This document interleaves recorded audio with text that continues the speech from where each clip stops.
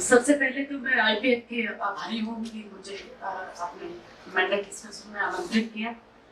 मैं 2012 से लगभग 2012 से आईपीएफ से जुड़ी हुई हूँ। 2016 में जब लोक मंथन हुआ था भोपाल विधानसभा में, मैं पैनलिस्ट थी उसमें, तो वहाँ हमें ये as being a social activist और खासकर दलित कम्युनिटी में मैं काम करती हूँ और अम्बेडकरवादी भी हूँ, एक तरह से कह सकते हैं।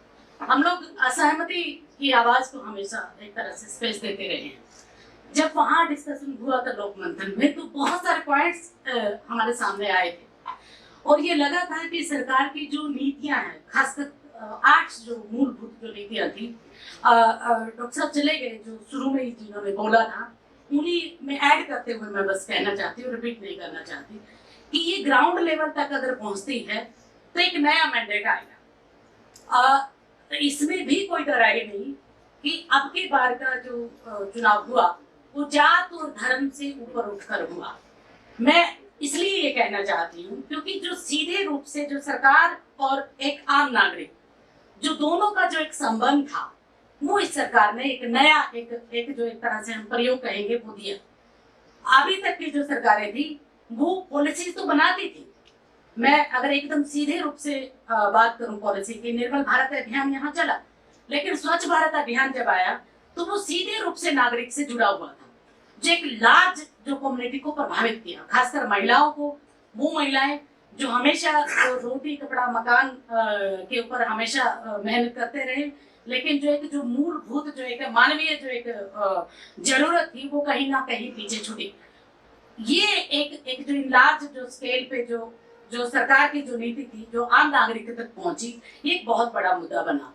जब हम झारखंड में मिले, रांची में जिस सेकंड लोक मंथन हुआ था, तब भी मैं आईपीएफ की तरफ से समाजावलोकन विषय पे पैनलिस्ट के रूप में गई थी। वहां से जो चीजें उभर कर आई थी उसमें बहुत सारे इशू आए थे और ये लगा था कि अगर ये नीतियां जो सरकार के द्वारा बनाई, देखिए मुझे ऐसा लगता है कि किसी भी राजनीतिक पार्टी का जो वोट बैंक होता है वो इन लार्ज स्केल में प्रभावित नहीं करता जब हम वोट डालते हैं, उसका कैडर करता है सिर्फ।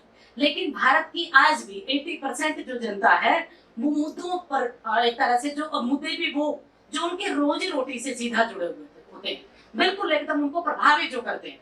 चूल्हे की जो सबसे बड़ी जो एक प्रॉब्लम थी वो जैसे ही आई तो एक बड़ा एक वो दिखाई दिया उनको कि वाकई में ऐसी चीजें हैं जो बदलाव ला सकती हैं।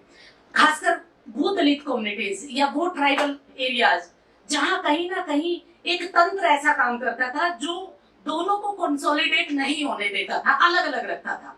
और इसमें भी वो जो असहमति की जो आवाज थी, जो सरकारें और राजनीतिक दल जो नजरअंदाज करती थी, जिस तरीके से आरएसएस या बीजेपी ने उस असहमति की आवाज को महत्वपूर्ण दिया, एक तरह से न सिर्फ उनको सुना बल्कि उनकी खोजबीन की और उसको धरातल पर उतारा और उनको ठीक करने की कोशिश की।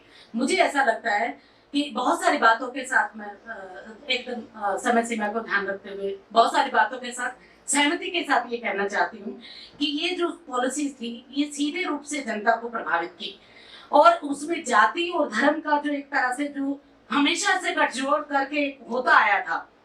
मैं हरियाणा से आती हूँ, मुझे आज भी याद है कि हरियाणा में हमारे यहाँ एक कहावत है, अपना मारेगा छांव में डालेगा। तो लेकिन उस कहावत को पलट दिया। कैसे पलटा नरेंद्र मोदी की सरकार ने कि जब मारे दिया तो उसको छांव में गिरो, पानी में डालो या जहां मर्जी डालो, उसका कोई फर्क नहीं पड़ना। तो ये जो एक आवाज थी, उस आवाज ने बहुत महत्वपूर्ण रोल अदा किया और उस सारी चीजों से ऊपर उठकर अक्षेत्रवाद से, भाषावाद से, जातिवाद से, धर्मवाद से सारी चीजों को एक तरह से ऊपर उठाते हुए एक तरह से मैंडेट दिया गया, मेरा ऐसा मानना है। लास्ट में बस इतना ही कहूंगी कि जिस तरीके से जीत के लिए संघर्ष किया जाता है, उस जीत को आप कायम कितना कर पाते हैं, ये उससे भी बड़ा एक तरह से संघर्ष है। आज जिस तरीके से हम अपने आप को एक समावेशी विचारधारा की तरफ जो एक हिंदू की जो सो कार्ड जो एक बनी हुई है एक इमेज, उसको तोड़कर आगे बढ़े, ठीक उसी तरह भाषा का भी, जैसे कि अभी प्रोफेसर रामनाथ झा जी मेरे जो टीचर भी रहे हैं, उन्होंने भी कहा कि जिस तरीके से भाषा में भी एक कट्टरवाद जो आता है उसको फ्लेक्सिबिलिटी के रूप में जो उन सारे बिंदुओं को जो लेते हैं, वो जो एक लार्ज स्केल पर जो एक विश्वास पैदा करता है सरकार के प्रति, भाषा के प्रति, राजनीतिक दलों के प्रति, वो सारे के सारे मुद्दे अगर रहेंगे तो मुझे लगता है कि कंसोलिडेट एक नए भारत का निर्माण होगा। मोदी जी के ऊपर हमें एक तरह से विश्वास है। असहमति की आवाजें हमारी हमेशा उठती हैं। मैं आज भी यहाँ पे यही कहना चाहती हूँ कि जब जब हम स्वच्छ भारत अभियान में हमने इतने पैसा खर्च किया, मैं आज भी एक निवेदन भी करना चाहूंगी कि जो आज भी मेन हॉल में जो मैनुअल जो किया जाता है वो मर जाता है।